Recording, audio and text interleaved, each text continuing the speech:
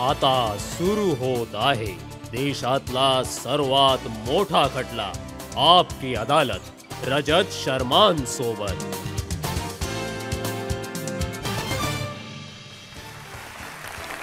नमस्कार. Thank you very much. आपकी अदालतमध्ये आज माझे पाहुणे आहेत. एक अशी व्यक्ती ज्यांची भाषणे ऐकण्यासाठी जगभरातील लोक जमा होतात.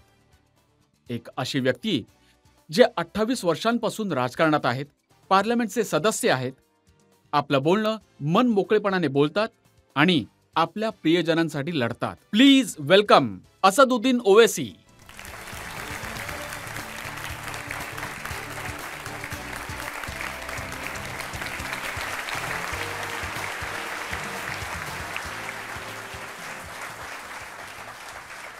आणि आता मी आमंत्रित करत आहे आपकी अदालतमध्ये आपल्या आजच्या जज, हिंदुस्तान टाइम्सच्या ज्येष्ठ पत्रकार कुमकुम चड्ढा यांना.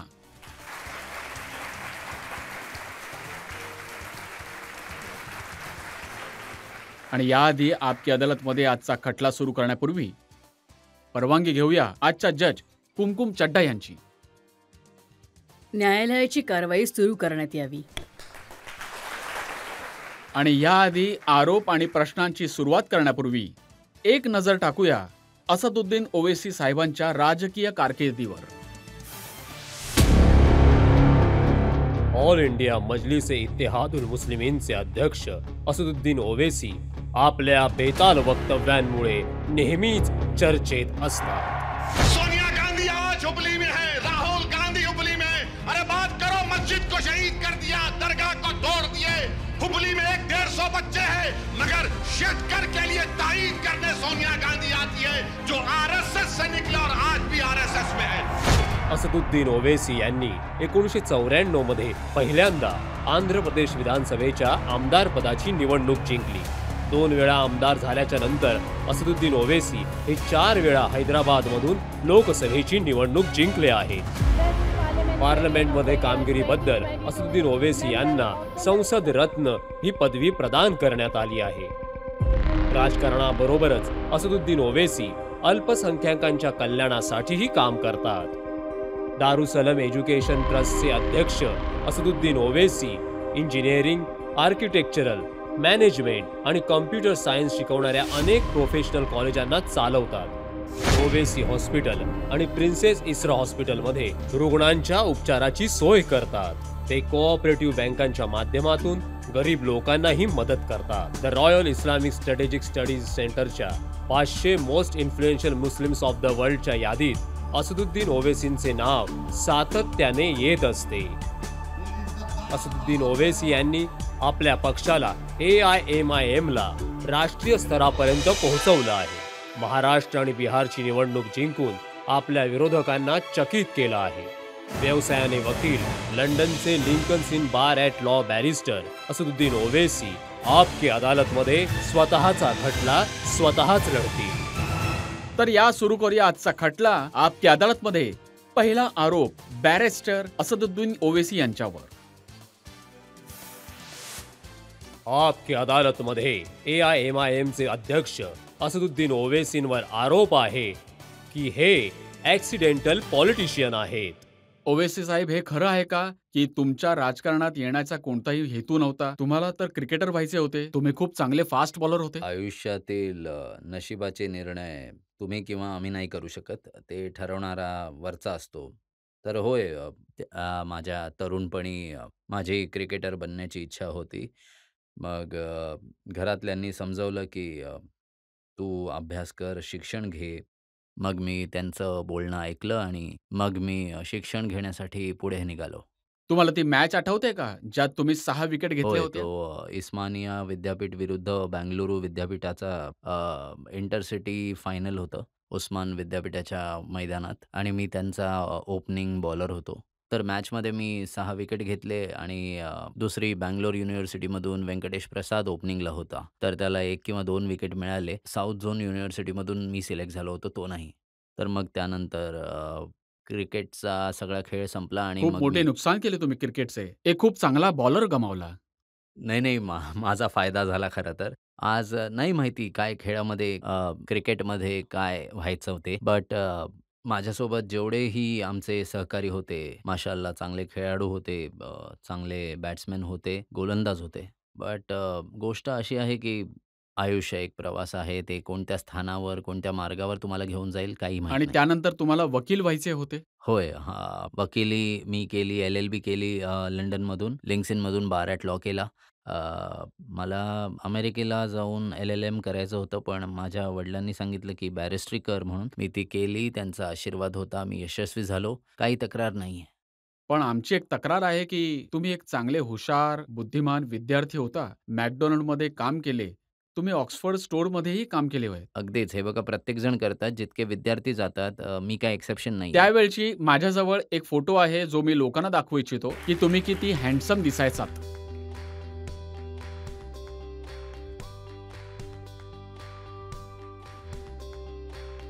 आज नाहीये. आज नाहीये मी. हँडसम तर आत्ताही आहात, पण आता तुम्ही राजकारणासाठी ही टोपी, दाढी, आचकन, पायजामा घातलाय. नाही, हे राजकारणासाठी नाहीये. हा आमच्या हैदराबादच्या संस्कृतीचा भाग आहे. यात मला स्वतःला कम्फर्टेबल वाटतं आणि राजकारणासाठी घालत नाहीये. पण तुम्ही राजकारणात कसे आलात? जेव्हा मी परत आलो 1994 मध्ये, तर त्यावेळी माझे वडील आणि मोठमोठे पक्षाचे लोकं त्यांनी मला समजावलं, की "हे बघ, राजकारणामध्ये शिक्षित लोकांची गरज आहे आणि तुला अल्लाने सक्षम बनवलं आहे. तू ये पक्षामध्ये काम कर, सेवा कर." जेव्हा मी निवडणुका लढलो 94 मध्ये, आमचा एकच आमदार जिंकला. आमच्या पक्षाकडून एकच आमदार होता. तर ते 5 वर्ष खूप मेहनत करावी लागली. त्यानंतर 94 मध्ये आमदार बनलो. मग 96 मध्ये पार्लमेंट निवडणूक आली. मग जरासा श्वास घेतला. मग 98 ची पार्लमेंट निवडणूक आली. मग 99 मध्ये अजून एक आली. तर त्यामध्ये असं झालं की कारण इस्लामिक कॅलेंडरच्या हिशोबाने माझा जन्म सफर महिन्यात झालाय. तर माझी आई नेहमी तक्रार करायची की "तू घरातच नसतोस." तर मी म्हणालो की "आई, तू मला सफर महिन्यामध्येच जन्म दिलायस, तर मी त्यातच चाललोय." तर अशा प्रकारे राजकारणाचा प्रवास सुरू झाला. असं तक्रार तर बायकोची पण असेल, कारण ज्या दिवशी लग्न झालं, त्याच्या दुसऱ्या दिवशी सकाळी विधानसभेत भाषण द्यायला पोहोचलात. होय. तुम्ही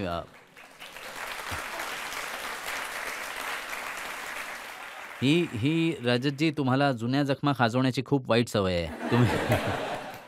तुम्ही तुमच्या घरी निघून जाल आणि मला पण जायचंय. तर बोलणं ही अशी गोष्ट आहे, की घरातली लोकं बोलत नाहीत, तर तो तुमचा एक वीक पॉइंट बनतो. तुमचाही कदाचित कधी-कधी वापर होत असेल तुमच्या खूप विरोधात. वेळा. 1-2 प्रश्न विचारू शकता आता पब्लिकमधून?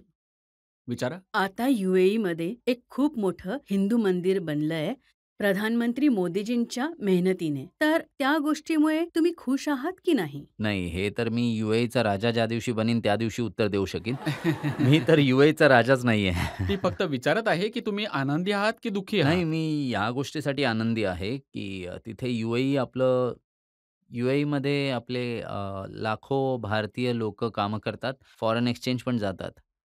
तर त्या बादशहाने निर्णय घेतला. मोदीजींनी त्यांना रिक्वेस्ट केली. मग त्यांनी त्यांना परवानगी दिली. जेव्हा 2 देशांचे संबंध चांगले असतात, तर खूप चांगलं आहे. कारण आपल्याला खूप मोठे फॉरेन एक्सचेंज तिथून येतात. खूप मोठे ट्रेड पार्टनर आहेत ते आणि त्यांची इन्व्हेस्टमेंटसुद्धा आहे इंडियामध्ये. कारण आजकाल तर जास्त वेळ आम्ही पाहिलं आहे, जावेद अख्तर साहेब पण जय सियारामचे नारे देत आहेत. अच्छा. ते कधीपासून धार्मिक बनलेत? ते तर नास्तिक आहेत ना?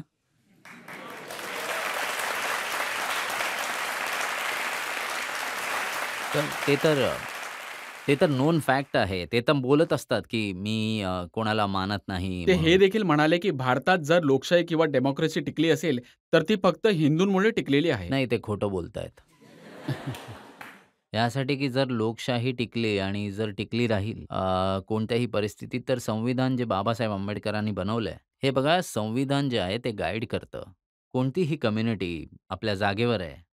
पण त्याला सर्वांना देशाला गाईड करणारं ते संविधानच आहे ना. संविधान आपले रिलिजियस न्यूट्रल आहे आणि जोपर्यंत ते संविधान राहील मी मानतो की लोकशाही सध्या कमकुवत झालेली आहे, पण लोकशाही तर राहीलच. तुम्ही म्हणता, की कमकुवत पडली आहे, पण अनेक मौलाना, मौलवी, उलेमा, आत्ताच बरेलवी उलेमा आहेत. मौलाना शहाबुद्दीन रिझवी.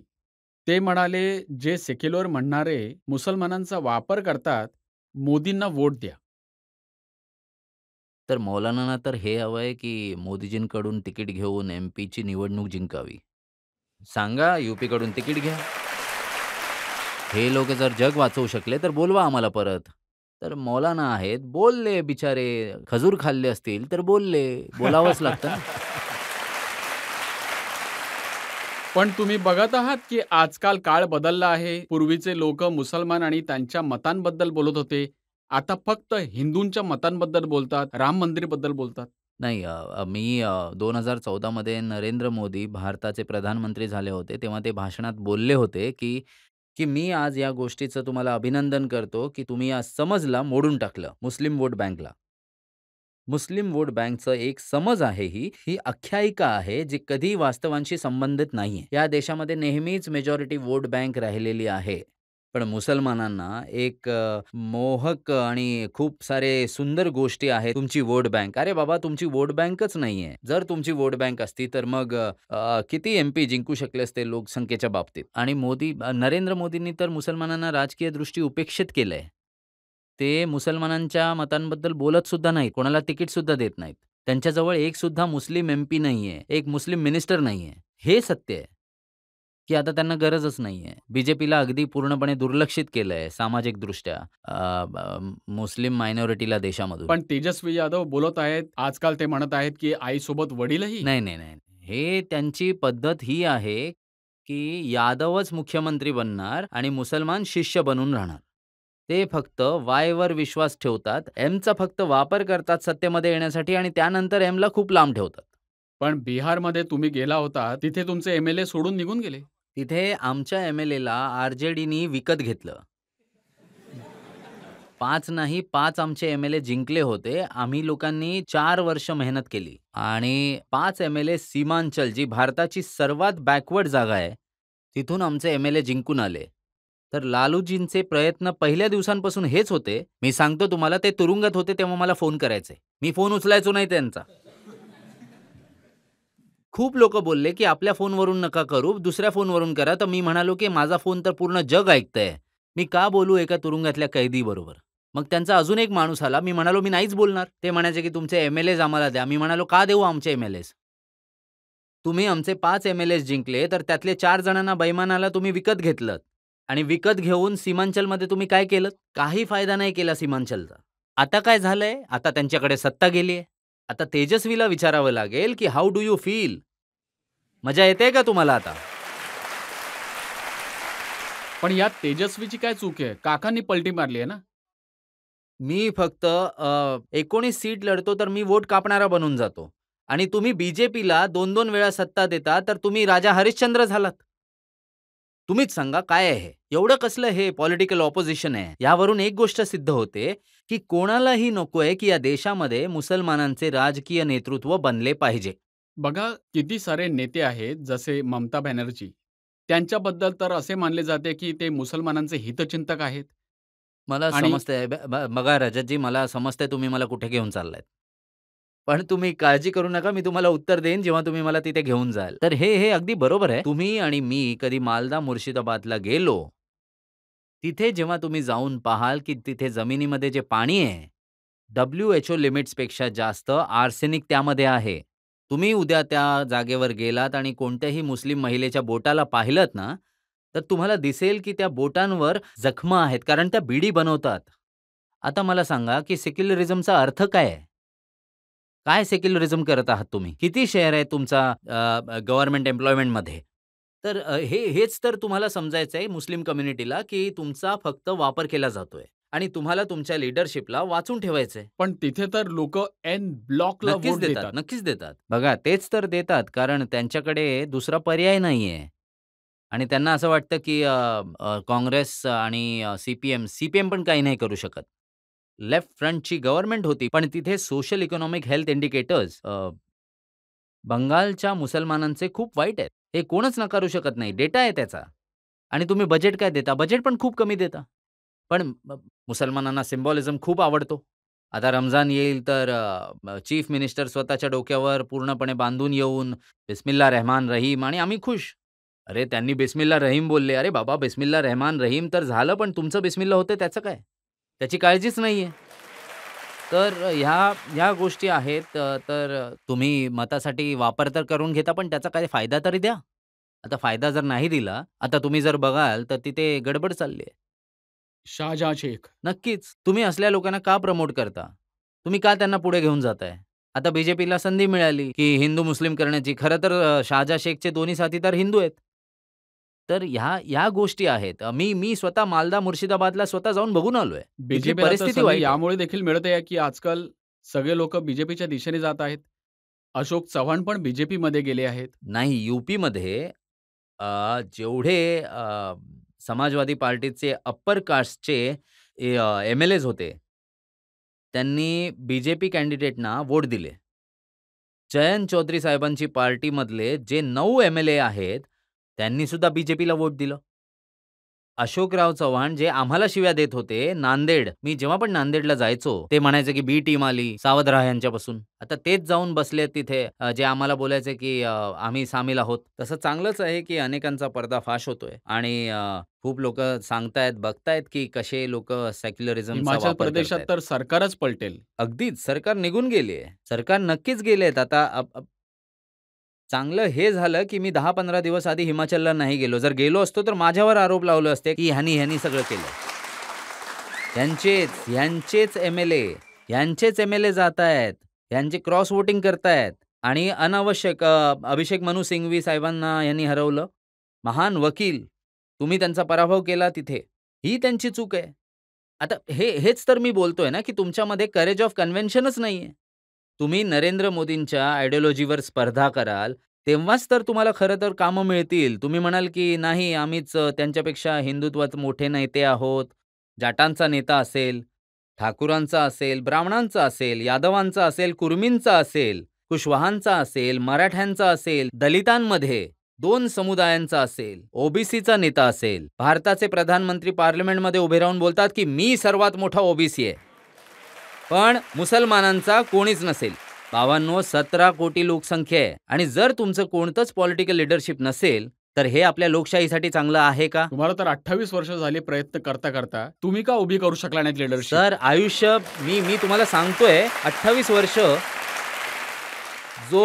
जो आजार 45 वर्षांपासून कॅन्सरसारखा पसरला असेल, तो 28 वर्षात संपून जाईल? सर्वात मोठी चूक जी मुसलमानांनी केली आहे, पोस्ट इंडिपेंडंट, लखनौच्या त्या मैदानात उभे राहून बोलणे, की आम्ही राजकारणात भाग घेणार नाही, आम्ही राजकीय नेतृत्वापासून माघार घेऊ आणि आम्ही या पक्षावर विश्वास ठेवू. ज्या पक्षावर तुम्ही विश्वास ठेवला, त्याच पक्षाने जी.बी. पंताच्या काळात बाबरी मस्जिदमध्ये मूर्त्या ठेवल्या. त्याच पक्षाने मलियाना, हासिमपुरा, नेलीमध्ये दंगे केलेत. मग सांगा मला, भारताच्या पार्लमेंटमध्ये आज किती मुस्लिम एम-पी आहेत? पण हे सत्य आहे ना, जे देशातले मुसलमान आहेत, ते असदुद्दीन ओवैसीवर विश्वास ठेवत नाहीत. त्यांना वाटतं, की बीजेपीला मदत करतील. बरं ठीक आहे, माझ्यावर विश्वास ठेवू नका. मला डिसमिस करा. तो एक हिंदी शेर आहे, की अपने मन में डूब कर पा जा सुरागे जिंदगी. तू अगर मेरा ना बन सका तो अपना तो बन. तुम्ही स्वतःचेच नाही बनू शकत आहेत. तुम्ही कोणत्याही मुसलमानांना विचारा, होय ह्या सगळ्या गोष्टी बरोबर आहेत, बना लीडर. ते म्हणतात नाही आमच्याजवळ तो नेता आहे, आमच्याजवळ ते पक्ष आहे, आमच्याकडे ते काही नाही होणार आमचं. ते काही असं म्हणतात ना, की तुम्ही माझ्यावर प्रेम करत नाही तर काही हरकत नाही, पण कोणा दुसऱ्यावर प्रेम केलं तर अडचण होईल. नाही ते असं आहे की रजतजी त्यांच्या कॉलेजच्या काळातल्या गोष्टी सांगतायत. त्यांच्या मागेही एक कथा आहे.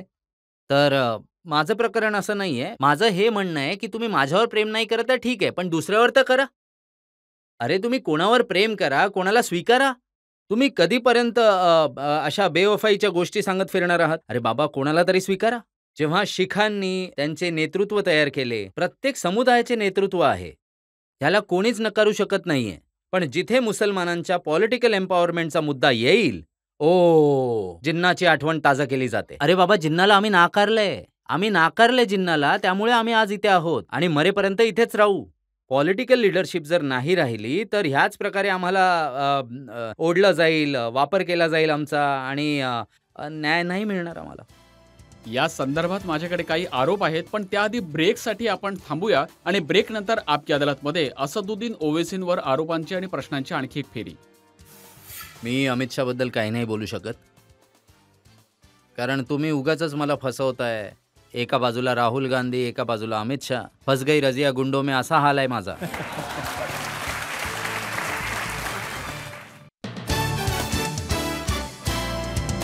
Welcome back. आपकी अदालतमध्ये आपले पाहुणे आहेत बॅरिस्टर असदुद्दीन ओवेसी. आपकी अदालतमध्ये पुढचा आरोप.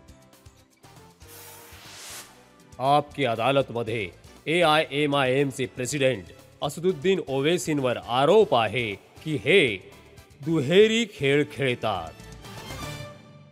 ही गोष्ट खरी आहे का की तुम्ही नरेंद्र मोदींचे सर्वात मोठे ट्रोलर आहात?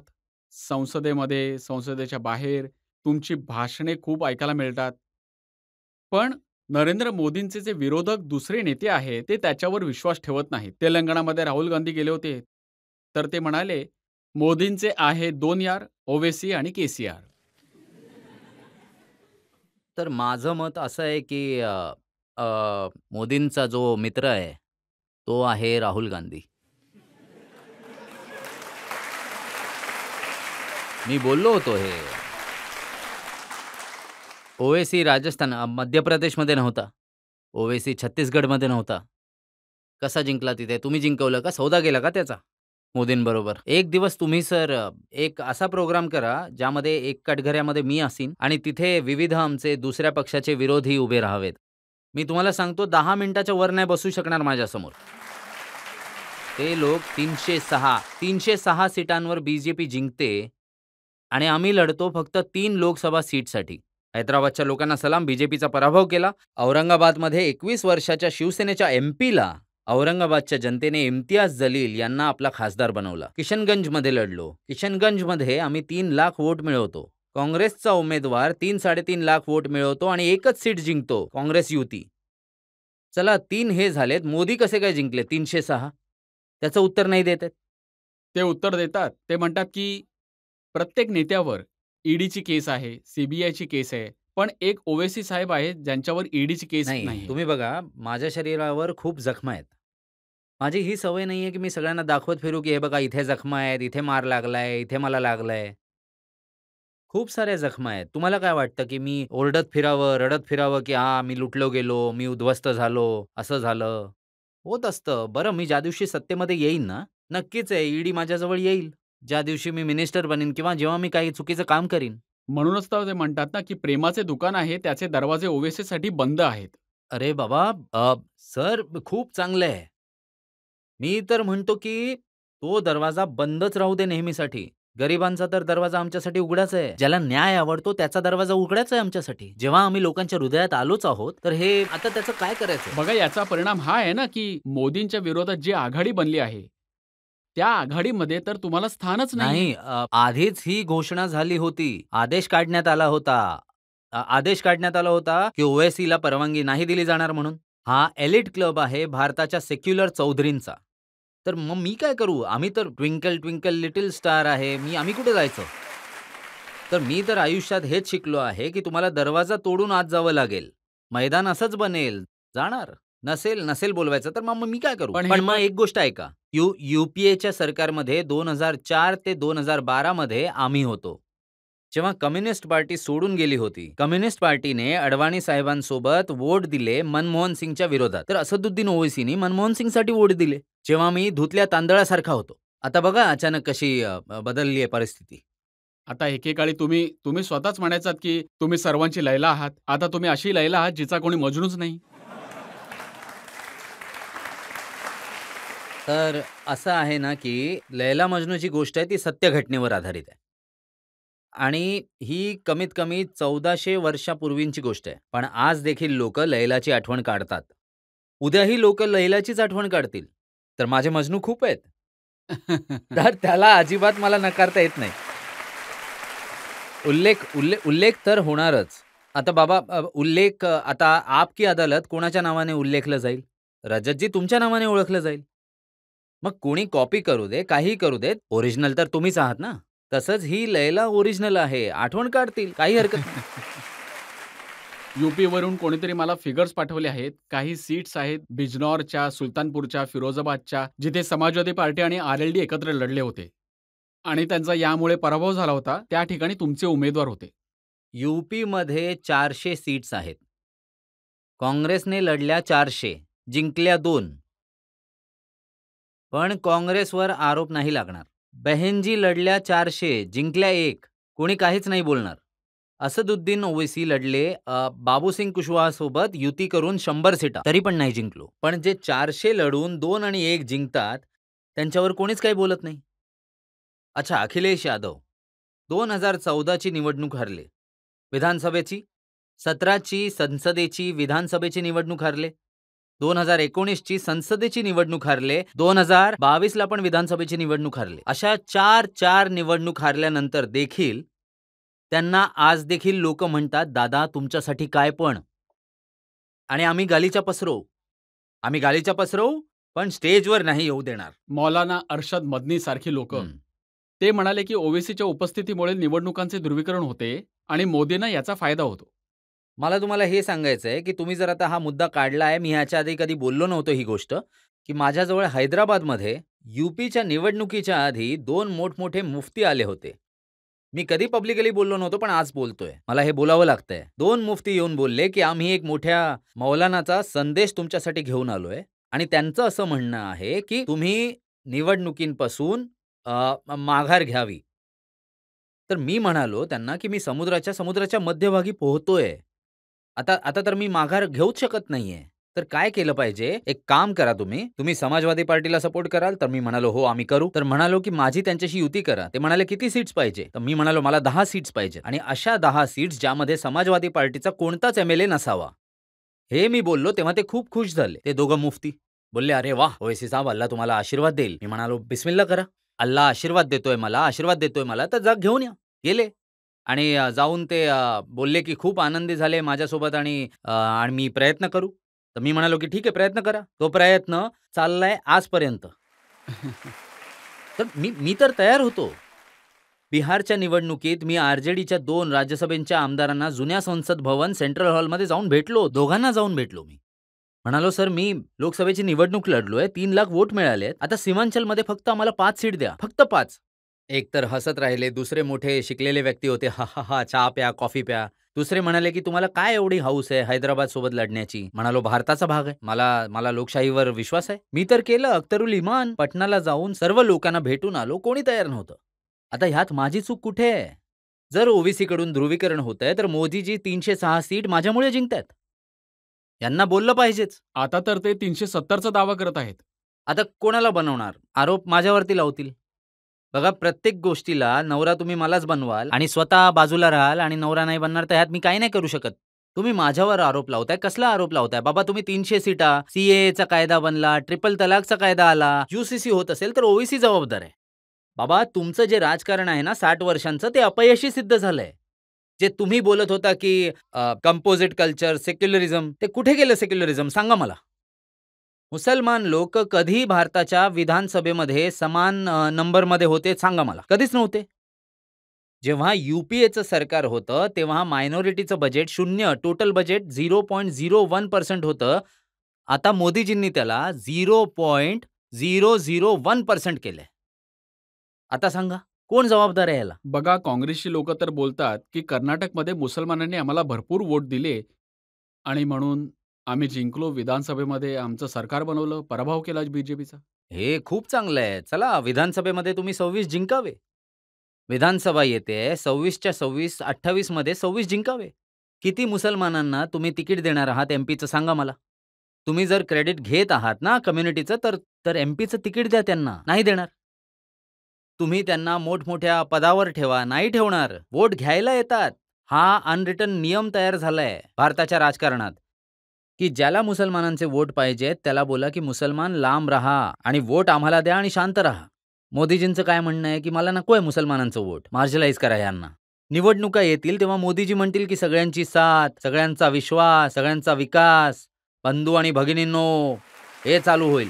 तर तर यामुळेच तर तुम्हाला मोदीजींची बी टीम असं म्हणतात. अजिबात नाहीये. बघा, खोटं बोलतायत. मुसलमानांचा मुद्दा तर तुम्हीच मी उचलता सर्वांच्या पुढे येऊन. नाही, का नाही उचललं पाहिजे? जेव्हा जेव्हा समाजवादी बीजेपीचा उमेदवार अप्पर कास्ट हिंदू आहे राज्यसभेचा आणि सगळे अप्पर कास्ट लोकं त्याला वोट देतात, की आमचा भाऊ आला. मग मी मी मी काय चुकीचं करतोय? अकाली दल लढतो, भगवत मान तुम्ही लढता, शीखांना वोट देता, दुसरे पण वोट मिळतात त्यांना, मराठ्यांना वोट देतात आणि पक्षांना तर तिकीट बघून देतात ना, की बाबा ह्या कॉन्स्टिट्युन्सीमध्ये किती समुदायाचे जास्त आहेत, त्यांना वोट द्या. तेच तर देता ना तुम्ही. तुम्ही जयंत चौधरीला का घेऊन आला आहात? कारण तो जातोय. वेस्टर्न यूपीमध्ये त्यांना स्वीप करायचं आहे बीजेपीला, तर जयंत चौधरीला आला घेऊन. तुम्ही रितेश पांडेला का घेऊन आलात? कारण तो अपर कास्टचा आहे. असे भरपूर उदाहरणं आहेत, मी देऊ शकतो. तुम्हाला का कोणी घेऊन येत नाही की यांच्याकडे पण मुसलमान वोट्स आहेत? नाही. आम्हाला घेऊन येण्याची गरज नाहीये. मला हे बोलायचं आहे, की मुसलमान जेवढ्या 17-18 लोकसभेच्या निवडणुका झाल्या, ते फक्त वोट देणारे बनले, वोट घेणारे नाही बनले. ज्या दिवशी आपण वोट घेणारे बनवू, त्या दिवशी भारताचं राजकारण मजबूत होईल. अजून कोणी प्रश्न विचारणार? भारताच्या राजकारणात 2 मोठे पक्ष आहेत, भाजप आणि काँग्रेस. तुमच्या मते तुमचा सर्वात मोठा प्रतिस्पर्धी कोण आहे? भाजप की काँग्रेस? दोघे आहेत. एका नाण्याच्या 2 बाजू आहेत. काहीच फरक नाहीये. पण राहुल गांधी ही यात्रा काढत आहेत, भारत जोडो यात्रा. सर, मी त्यांचा स्पोर्ट्स पर्सन कधीच नाही बनू शकत, इन्शाल्लाह.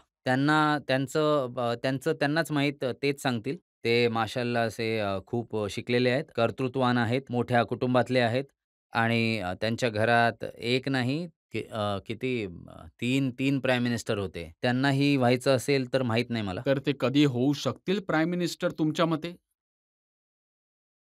नाही, मी स्वतःबद्दल सांगू शकतो, की मला प्राईम मिनिस्टर बनण्याची इच्छा नाहीये. नाही, मला मंत्री बनायची इच्छा आहे.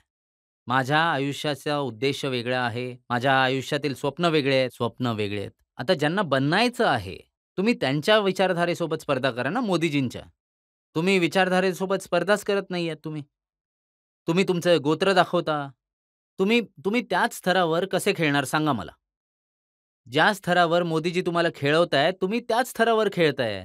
एवढ्या निवडणुका तुम्ही बघताय, की काय होतंय, तर तेच तर लोकांचे जबाबदार तेच आहेत मग असं मला त्यामुळे वाटतं. अमित शाह म्हणतात की एक असा स्पेसक्राफ्ट आहे जो काँग्रेस वारंवार प्रक्षेपित करत असते, पण ते होत नाही. मी अमित शहाबद्दल नाही सांगू शकत. कारण तुम्ही उगाचच मला फसवताय. एका बाजूला राहुल गांधी, एका बाजूला अमित शहा. फस गई रजिया गुंडों में असा हाल आहे माझा.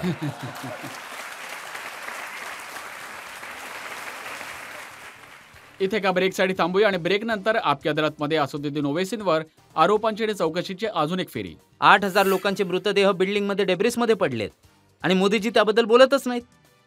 पण मोदीजी काय करतात?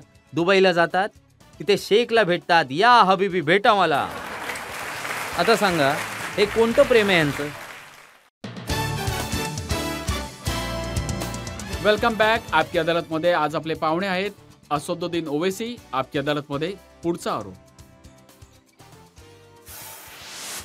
आपकी अदालतमध्ये AIMIMचे प्रेसिडेंट असदुद्दीन ओवैसींवर आरोप आहे की हे मुसलमानांना घाबरवतात. ओवैसी साहेब, तुमची मी भाषणं ऐकलेली आहेत. असं वाटतं की तुम्ही मुसलमानांना सांगत आहात की आम्हाला वोट द्या, नाहीतर मोदी येतील. नाही, हे तर बाळा झोप नाहीतर गब्बर सिंग येईल ह्याच्यासारखं झालंय. नाही. हे बघा, मी परत सांगतोय, 3 सीट आम्ही लढलो आणि हे बोलणं की आमच्यामुळे मोदीजी जिंकले, बीजेपी जिंकते, हे चुकीचं आहे. हां, माझं हे म्हणणं आहे की तुमच्या पॉलिटिकल लीडरशिपला मजबूत करा, जेणेकरून भारताच्या राजकारणात तुमचा आवाज व्हावा. तुम्ही एक उदाहरण बना. तुम्ही कोणतंही असं माझं भाषण सांगा ज्यामध्ये मी घाबरवतोय. मी कधीच तुम्ही घाबरवत नाही. घाबरवत आहात. तुम्ही म्हणताय की आपल्या ओळखीला धोका आहे, आपल्या अस्तित्वाला हो. धोका आहे. 17 नक्कीच. करोड असे आहेत जसे हिटलरच्या राज्यात राहत नक्कीच. होते. ही एक गोष्ट जी आहे ना, ती खरी आहे. मी सांगतो. दिल्लीमध्ये 600 वर्ष जुन्या मशिदीला बिना कायदेशीर प्रक्रिया फॉलो करता तुम्ही त्या मशिदीला उद्ध्वस्त केलं. स्मशानातून जणू कफन बाहेर आला. ती ड्यू प्रोसेस आहे. तुम्हीच सांगा. बिल्किस बानूने कोणता गुन्हा केला होता की तिच्यावर गँग रेप करून त्या मुलीला 2-3 वर्षाच्या मुलीला आणि तिच्या आईच्या मारेकरूंना मोदीजीच्या सरकारने सोडून दिलं. कोणता गुन्हा केला होता बिल्किस बानोने? आता यात घाबरवायचं काय आहे? हे तर सत्य आहे. हे सगळी दुनिया बघते याला, की काय करते बीजेपी. आणि बीजेपीला कोणत्याच मुस्लिम मतांची गरज नाहीये. त्यांना पॉलिटिकल मार्जिनलाइज नाही, ते केलंय. तर तुम्ही स्वतःच सांगत होते मोदीजींची घोषणा सगळ्यांची साथ, ते तर सगळ्यांचा निवडणुकीच्या विश्वास. नंतर. निवडणुकीच्या नंतर. निवडणुकींच्या वेळी नाही. निवडणुकींच्या वेळी काहीच नाही. मुख्तार अब्बास नक्वी जे लीडर आहेत, ते काही फिगर्स सांगत होते. ते म्हणाले, की आमच्या इथे मुस्लिम पॉप्युलेशन 14.2% आहे. जी आवास योजना आहे प्रधानमंत्र्यांची, त्याच्यात 31.3% मुसलमानांना दिले. 33% किसान सन्मान निधी मिळाला. 36% बेनिफिशरीज आहेत मुसलमान मुद्रा योजनाचे. मी यूपीमध्ये प्राईम मिनिस्टर आवास योजनेचा आर-टी-आय दिला. त्याचा रिप्लायच बघा. हे सर्व काय बोलतायत ते. काय बोलताय तुम्ही? आर-टी-आयमध्ये दिला होता, रिप्लायच देत नाही तुम्ही. अच्छा, यूपीबद्दल तुम्ही बोलता ना? अरे बाबा, यूपीमध्ये तुम्ही अलाहाबादमध्ये घर आहे महिलेच्या नावावर, तुम्ही नवऱ्याला नोटीस देऊन त्याचं घर पाडून टाकलं. का पाडून टाकलं? कारण सीएएला प्रोटेस्ट केलं तुम्ही. हा काय न्याय आहे का? तुम्हीच सांगा. यूपीचं तुम्ही उदाहरण देता. ऐका माझं, टाळ्या नंतर वाजवा. यूपीमध्ये हतकडीत शिक्षा झालेली कैदी आहे, हतकडीत. त्यात एक सेनपई पण आहे. कैदी आहे. पोलिसांच्या तुरुंगात येऊन गोळी मारतो आणि म्हणतात यूपीमध्ये सगळं आनंदी आहे. हे कसं होईल? आता ही गोष्ट तर आदित्यनाथ बोलतात, की उत्तर प्रदेशमध्ये लॉ अँड ऑर्डर खूप हो, इम्प्रूव्ह झाला तर आहे. लॉ अँड ऑर्डर हाच आहे, की तुम्ही गोळी मारा, बुलडोझर चालवा. हे तर रूल ऑफ लॉच्या अनुसार नाहीच आहे ना. जर उद्या तुम्ही सत्तेपासून लांब झालात आणि होणारच तुम्ही लांब, पॉवर कायमची नाहीये. पॉवर इंदिरा गांधींसोबत नाही राहिली, नेहरूजींसोबत नाही राहिली. आपण सगळे जगामध्ये प्रवासी आहोत. आज इथे बसलो आहोत. काय काय अ, अ, अ, तो शेर आहे राहत इंदोरींचा. तो शेर तर हाच आहे ना, की हम सब तो किरायेदार है. हाती मकान थोडी आहे हमारा. आपण सगळे जाणारच आहोत. ज्या दिवशी सत्ता आपल्या हातातून जाईल, उद्या तुमच्यासोबत सुद्धा तेच करतील तर काय होणार सांगा? मला हेच तर सांगायचं आहे, की असं करू नका. असं कोणतंही चुकीचं काम करू नका, की तुम्ही त्याचा एक प्रेसिडेंट बनवाल. तुम्ही तर तेच करताय. पण यूपीमध्ये कायदा, व्यवस्था, लॉ अँड ऑर्डरमध्ये इम्प्रूव्हमेंट झाली आहे की नाही झाली? सर, तुम्ही सर्वांना गोळ्या माराल. जे लहान-लहान गुन्हे असतील त्याच्या पायात गोळी मारून मीडियासमोर आणता, की कोणीतरी जागा होता, त्यांनी गुन्हा केला आणि याला गोळी मारली. गोळी मारल्याने काय होणार? तुम्ही देशाला गोळ्यांवर चालवणार आहात की संविधानावर? हे तर नाही होणार ना. तुम्ही बुलडोझर चालवताय, घर तोडताय. म्हणजे किती घरं तोडली तुम्ही? हिशोबच नाहीये. पक्के घरं. हे जे काही केलं त्याचा प्रभाव यूपीमध्ये जनतेला शांती मिळाली की नाही मिळाली? हे मी नाही, विचारते. हे बघा, ही शांतता जी आहे ना, ही कब्रस्तान आणि स्मशानातली शांतता आहे. ही शांती चांगली नाहीये. आरामाची शांतता वेगळी आहे. कब्रस्तान आणि स्मशानातली शांतता वेगळी आहे. ही जी शांती तुम्ही पाहत आहात, ती समजताय की तुम्ही सरकार समजते की ही मोठी शांती आहे, पण नाही, ह्याचाही आवाज आहे. ही शांती चांगली नाहीये आपल्यासाठी. मी तुम्हाला यूपीचे फिगर्स सांगतो. ते म्हणतात की आम्ही कोणताच भेदभाव नाही करत. यूपीचे बासित कुंवर, बासित अली प्रेसिडेंट आहेत मायनॉरिटी मोर्चाचे. त्यांनी सांगितलं की 46 लाख प्रधानमंत्री आवास योजनाचे घर उत्तर प्रदेशमध्ये मिळालेत. ज्यामध्ये 18.5 18.5 लाख बेनिफिशरीज मुस्लिम्स आहेत. कोणताच भेदभाव नाही. आणि विशेष असं सांगायचं तर त्यांनी शहाजापूरचं उदाहरण दिलं आहे. तिथे 760 घरं बनली आहेत. त्यामध्ये 524 मुसलमानांना दिले आहेत 17%. म्हणजे तुम्ही जर दिले आहेत, तर तुम्ही काय उपकार करताय का? आम्हालाही अधिकार आहे. देशाचा पैसा आहे. कुठलं योगीजींच्या घराचा पैसा आहे? त्यांच्या घरातला तर पैसा नाहीये ना, देशाचा पैसा आहे. तुम्हाला तर संविधानात आर्टिकल 13 मध्ये नमूद केलं गेलंय. संविधानात राईट इक्वॅलिटी ठेवण्यात आली आहे. संविधानात या सर्व गोष्टी ठेवण्यात आल्या आहेत. तर तुम्हाला ते कारण काय म्हणत आहेत की आम्ही घर देतोय, राशन देतोय आणि ओवैसी साहेब म्हणतात की दाढी टोपी बघून आम्हाला लोकं मारायला लागलेत. खरंच मारतायत. तुमच्या तुरुंगात 2 लोकांना मारण्यात आलं. कोणता महिना? प्रत्येक महिन्यात 2 लोकांना गोळी मारता तुम्ही. प्रत्येक महिन्यात 2-3 घरांना तोडून टाकता तुम्ही बुलडोझरने. त्याच्याबद्दल बोला. का वर्क प्रॉपर्टीवर कब्जा करत आहात तुम्ही गव्हर्नमेंट? वर्क प्रॉपर्टीला का हिरावून घेताय? हे तरी सांगा.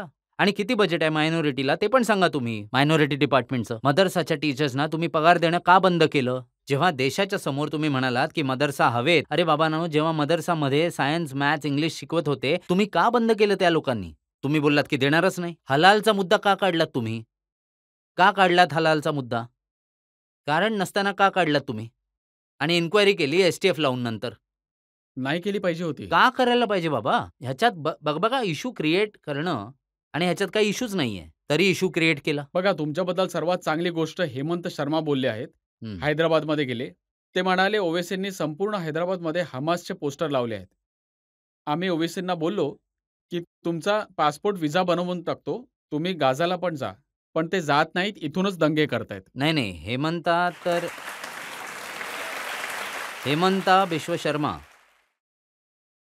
बिश्व शर्मा ते बिस्किट आणि कुत्र्याच्या गोष्टीमध्ये जरा कन्फ्यूज झालेत. कुत्र्याच्या आणि बिस्किटाच्या गोष्टीत. हमसाचे कोणतेच पोस्टर हैदराबादमध्ये नाही लावले, ते खोटं बोलतायत हेमंत बिश्वा शर्मा. फॅलेस्टिनियोच्या फायद्यासाठी आम्ही विरोध केला. भारत सरकार, मोदी सरकारने स्वतः पॅलेस्टाईनचा एक स्टॅम्प काढला. मी हेमंत बिश्वा शर्माला रिक्वेस्ट करू इच्छितो की चीन आपल्या 2000 स्क्वेअर किलोमीटरवर कब्जा करून बसले आहेत. डेमचांग आपण गमावलेत. 65 पेट्रोलिंग पॉईंटमधल्या 22 वर आपण नाही जाऊ शकत आहोत. तिथल्या SPने सांगितलंय मोदीजींच्या समोर. तर मी हेमंत बिश्वा शर्माला रिक्वेस्ट करीन की तुम्हाला मी जायला नाही सांगत आहे तिथे. तुम्ही RSSची पॅन्ट घालून तिथे लढ घेऊन जाऊ नका. मला हेच सांगायचंय की मला आणि रजत शर्माजींना कॅमेरा सोबत डेमचॉकला घेऊन चला. आम्हाला बघायचंय की तिथे काय होतंय. बस एवढं करा आमच्यासाठी. तुम्ही ते पण नाही करत आहात. मग हेमंत बिश्व शर्मा बोलतात जास्त जरा. त्यांना वाटतं की मी दुसरा अमित शाह बनणार आहे म्हणून. तर आता BJPमध्ये स्वप्न पाहणं गुन्हा आहे. एवढं मोठं स्वप्न त्यांना कदाचित ते नेहमी माहिती आहे. तर बघतायत, प्रयत्न करतायत की आम्हाला कशा शिव्या देतील हमासचे. अरे तुम्ही मला सांगा, भारत सरकार पॅलेस्टीनच्या अत्याचाराविरुद्ध आवाज का नाही उठवत आहे? भारत सरकार इंटरनॅशनल कोर्ट ऑफ जस्टिसमध्ये का नाही गेले? साऊथ आफ्रिकेला गेले, तुमच्या ब्राझीलला गेले. आपण G20 आहोत. G20मध्ये पण मोठमोठे तुम्ही ते वचन. ऑफरचं काय करणार? त्याच्यात ते तुम्हाला म्हणत आहेत, की तुम्ही गाझा पट्टीला जातो, तुम्ही निघून जा. नाही, मी गाझा पट्टीला जर जायचंच असेल तर चला. भारत सरकार डेलिगेशन घेऊन जात असतील तर मी तयार आहे. भारत सरकारने येऊन बघावं. मला वाटतं की 20 लाख लोकसंख्या आहे गाझाची. 13 लाख लोक बाहेर झाले आहेत. 30,000 लोकांना इस्रायलने मारून टाकलं. त्यामध्ये 16,000 निरागस मुलं आहेत. 8,000 लोकांचे मृतदेह बिल्डिंगमध्ये डेब्रिसमध्ये पडलेत आणि मोदीजी त्याबद्दल बोलतच नाहीत. पण मोदीजी काय करतात? दुबईला जातात, तिथे शेखला भेटतात. या हबीबी भेटा मला. आता सांगा, हे कोणतं प्रेम आहे यांचं? आता तुम्ही बघा, त्या हेमंताची बुद्धी बघा. ओवेसीला हमास सोबत जोडा. अरे तुम्ही ओवेसीला जोडताय त्या लोकांसोबत जे भारताच्या स्वातंत्र्यासाठी लढले. अल्लामा फाजले खैराबादी ज्यांची मृत्यू झाली काळ्या पाण्याच्या शिक्षेमध्ये. तुम्ही ओवेसीला जोडताय ब्रिगेडियर ओस्मान सोबत, ज्यांनी 47 मध्ये आपल्या प्राणाची आहुती दिली. तुम्ही ओवेसीला जोडता हवालदार अब्दुल हमीद सोबत, ज्यांनी 65च्या लढाईमध्ये आपल्या प्राणाची आहुती दिली. तुम्ही ओवेसीला जोडता जोहर बादरान आणि मौलाना अब्दुल कलाम आझाद सोबत. पण नाही, तुमची विचार करण्याची क्षमताच ही आहे. मुसलमान टू टेररिझम. ते म्हणाले, की जसे आर्टिकल 370 हटवले आहेत, जसे आमचे राम मंदिर बनवले, असेच निजाम आणि ओवेसी दोघंही हैदराबादमधून नष्ट होतील. आम्ही नाही नष्ट होणार. जोपर्यंत जग राहील आम्ही इन्शाअल्लाह राहू, तंदुरुस्त राहू. आम्ही नष्ट झालो तर संपूर्ण जग नष्ट होईल, लक्षात ठेवा. तर हीच त्यांच्या बोलण्याची विचार क्षमता आहे. त्यांना वाटतं की त्यांनी खूप अत्याचार केले आसाममधील मुसलमानांवर. त्यानंतर देखील आसाममध्ये मुस्लिम मुले आणि मुली ज्या आहेत सर्व जास्त नंबरनी नीटमध्ये क्वालिफाईड झाले. तर सगळे हैराण झाले की हे कसे काय क्वालिफाईड झाले. आणि तिथे जेवढे मदरसा होते त्यांना सगळ्यांना डिमॉलिश करून डिझास्टर मॅनेजमेंट ॲक्टचा वापर करून कधीच त्याची तारीख मिळाली नाही. काही लोकांना तर त्यांनी बेघर केलं मुसलमानांना तिकडे, आणि जेरीमँडरिंग करून असेंब्ली काउन्सिल बनवली तिथे. तर हा सर्व रेकॉर्ड आहे आमच्याकडे. आता तर त्यांनी काळजी दर्शवली आहे लहान लहान मुस्लिम मुलींची, ज्यांची लग्न जबरदस्तीने केली जात आहेत. Prohibition of child marriage central act आहे, पॉस्को ॲक्ट आहे. चाइल्ड मॅरेजचा एक अभ्यास आहे. गरिबीमुळे बालविवाह होत असतात. अच्छा, त्यांना हे देखील माहीत नाही की भारत सरकारचा डेटा आहे की 12 मिलियन बालविवाह इंडियामध्ये झालेत. 84% तर हिंदू बंधू आणि भगिनींमध्ये झालेत, 11% मुसलमानांमध्ये आहेत. तर कुठे करत आहेत ते? आता तुम्हीच बघा ना हे. नाही, ते म्हणाले की 90 वर्ष जुना नाही, तो इंग्रजांच्या कायदा काळातला नाहीये. एक कायदा होता. नाही, तो त्याच्यानुसार जर मुलीचे वय लहान असेल, मुलाचे वय लहान असेल, तरी देखील त्यांचे लग्न रजिस्टर व्हायचे. हे एकदम खोटं आहे. 2000 गव्हर्नमेंट ऑफ इंडियाचा डेटा आहे. नॅशनल फॅमिली हेल्थ सर्व्हे आहे. हे खोटं पसरवलं जातंय मुसलमानांबद्दल. ज्या हिंदू मुलींचं लग्न 18 वर्षात होतं, तेवढ्याच ॲव्हरेजमध्ये मुसलमान मुलींचे देखील 18 वर्षात लग्न होतं. आणि जे 90 वर्ष जुना जो कायदा त्यांनी संपवला आहे, आता कायदा हा बनला आहे, की रात्रीच्या 12 वाजता, की जर मला मुस्लिम मुलाचं किंवा मुलीचं लग्न करायचं असेल, तर स्पेशल मॅरेज ॲक्टमध्ये केलं पाहिजे. अहो, पण स्पेशल मॅरेज ॲक्टमध्ये निकाह कसा होईल? स्पेशल मॅरेज ॲक्टमध्ये मेहरचं कुठे प्रोव्हिजन असेल, जे नवऱ्याला आणि नवरीला द्यावं लागतं?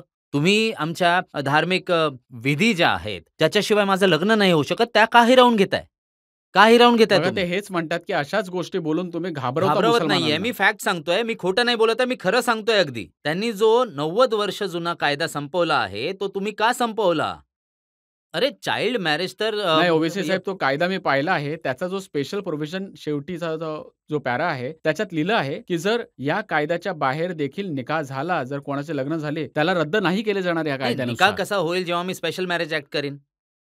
आम्ही कसं निकाह बघा, स्पेशल मॅरेज नाही, ॲक्ट तर धर्मनिरपेक्षित सर्व लोकांसाठी तेच आहे. तेच तर मी म्हणतोय ना, की सेक्युलरिझम जर आहे, तर हिंदू धर्माच्या विधीनुसार हिंदूचं लग्न होणार.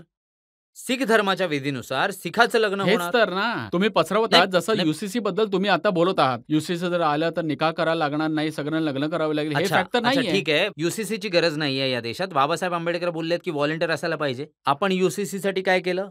आपण स्पेशल मॅरेज ॲक्ट बनवला. आपण इंडियन सक्सेशन ॲक्ट बनवला. आपण असे 2 सेक्युलर कायदे बनवलेत. आता तुम्ही मला हे सांगा, जसं की आता मला माहितीच होतं, की तुम्ही हा प्रश्न विचारणार. मी हे लिहून आणलं आहे. उत्तराखंडचे सेक्शन 4 सबसेक्शन 4 वाचा. हिंदू धर्मामध्ये प्रोहिबिशन ऑफ मॅरेज आहे, म्हणजे आईच्या नात्यात आणि भावाच्या नात्यात लग्न नाहीये. नाही होऊ शकत. मुसलमानांमध्ये होऊ शकतं. तुम्ही प्रोहिबिशन घेऊन या सेक्शन 4 सबसेक्शन 4 मध्ये. अरे तुम्ही मला का थांबवताय पण?